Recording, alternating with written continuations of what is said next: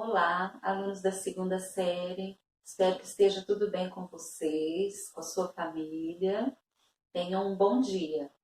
Na semana passada, eu enviei para vocês um texto introdutório sobre o nosso conteúdo do segundo bimestre. E hoje, então, eu vou falar sobre o texto, certo? O nosso primeiro conteúdo do segundo bimestre é a configuração do espaço geográfico mundial.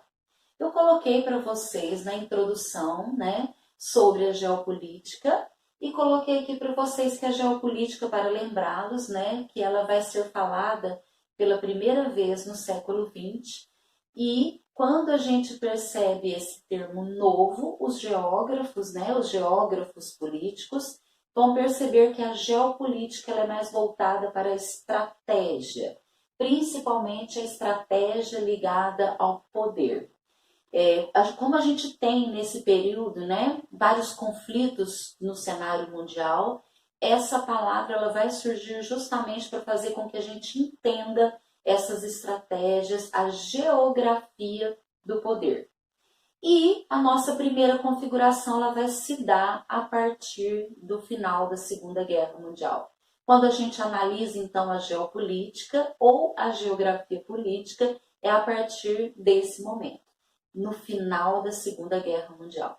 Ao final da Segunda Guerra Mundial, a gente percebe que as nações da Europa estão muito enfraquecidas e surge nesse cenário, no planisfério terrestre, duas grandes potências, que são os Estados Unidos da América e a extinta União das Repúblicas Socialistas Soviéticas.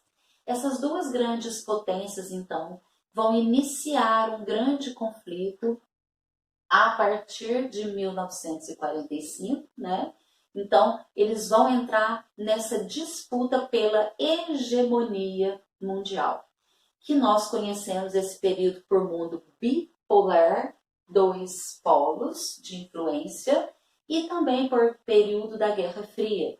Ela tem esse nome, Guerra Fria, porque essas duas nações elas não chegaram num confronto direto.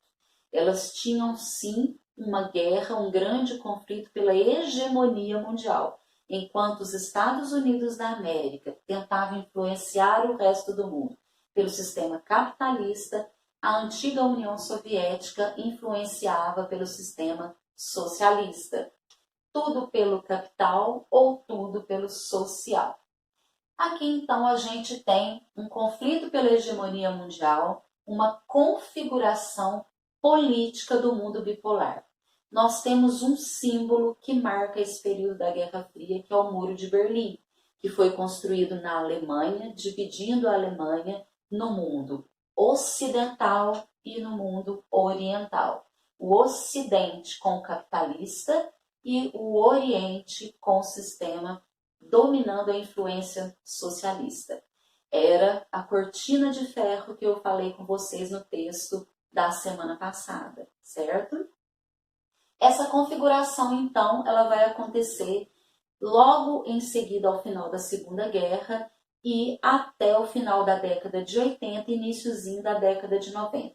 O Muro de Berlim, ele tem a sua queda em novembro de 1989, quando a União das Repúblicas Socialistas Soviéticas vão entrar em decadência e o sistema socialista ele não vai mais existir aqui na União Soviética. Esse período, então, ele é marcado com a queda do Muro de Berlim, é marcado pela decadência da União Soviética, certo? Que a gente vai entrar em mais detalhes depois a seguir. A segunda configuração nossa do cenário mundial, a gente tem essa configuração do pós-Guerra Fria. Eu coloquei aqui para vocês um mapa, que é o mapa planisfério, o mundo desigual.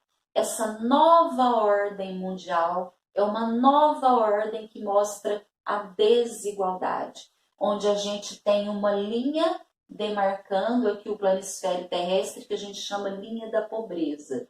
Nós temos os países ao norte sendo os países ricos e desenvolvidos e os países abaixo da linha da pobreza, países ao sul, pobres ou subdesenvolvidos.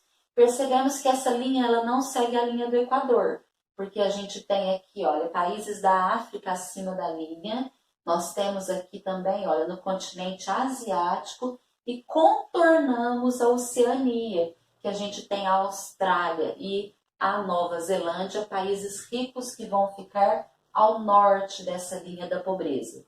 Todas essas nações aqui em amarelo são os países do norte, ricos e desenvolvidos, e os países do sul, pobres ou subdesenvolvidos.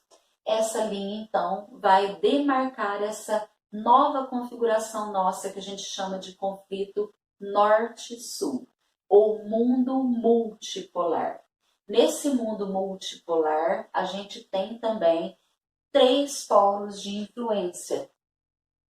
Essa divisão norte-sul, a gente costuma falar nova ordem mundial ou nova desordem, por causa da desigualdade que é latente, e os países do norte estão dominando os países do sul. E os países do sul com uma pobreza, uma desigualdade acentuada.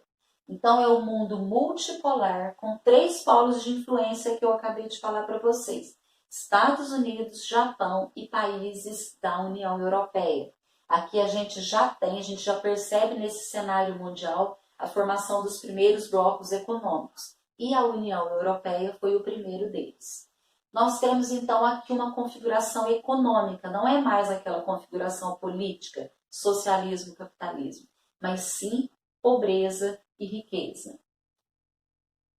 O mundo, então, multipolar, né, que é o mundo da pós-Guerra Fria, né, que vai iniciar na década de 90, a gente tem aqui as zonas de influência. Nós temos a linha da pobreza, como a gente viu no outro mapa, temos aqui a influência dos Estados Unidos no continente americano, temos a influência dos países da União Europeia no continente europeu e africano, e temos o Japão com sua zona de influência na Ásia e na Oceania. Aqui nesse período a gente já percebe então, né, a movimentação de blocos econômicos e nós percebemos uma grande desigualdade no cenário mundial.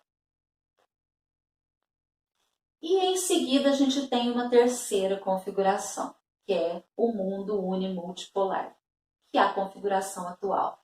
Nessa configuração atual, que também é econômica, a gente tem um país, mais multipolos, mais vários outros polos de influência. Por quê? A gente tem muitas nações ricas e desenvolvidas influenciando outras nações que estão ou em desenvolvimento ou subdesenvolvidas ainda, mas a gente tem uma nação que é superior a todas, que é os Estados Unidos da América. Só ele detém os 3 grandes poderes: o poder político, o econômico e militar em supremacia aos outros. Não é que os outros não tenham esses poderes, as outras grandes nações. Elas têm também. Mas os Estados Unidos têm o maior poder entre esses 3, que é o político, econômico e militar. Ele é superior a todas as outras nações nos 3 quesitos. Nós temos nesse cenário também, nessa configuração atual, os países em desenvolvimento ou emergentes, né, como a Índia, Brasil, África do Sul, que surgiram nesse cenário multipolar, mas principalmente o país China, certo? A gente teve aqui também nesse período, né, ali na transição da segunda para a terceira configuração, a gente percebeu a grande mudança, e depois aqui a gente percebe uma mudança também maior em relação ao cenário econômico, porque além dos blocos econômicos dos países emergentes, a gente tem também os tigres asiáticos e os novos tigres, que a gente vai ver no texto com detalhes que eu vou passar para vocês, tá ok? Fiquem com Deus, até a próxima semana, fiquem em casa e tudo de bom para vocês e para a família de vocês, tá bom? Abraço!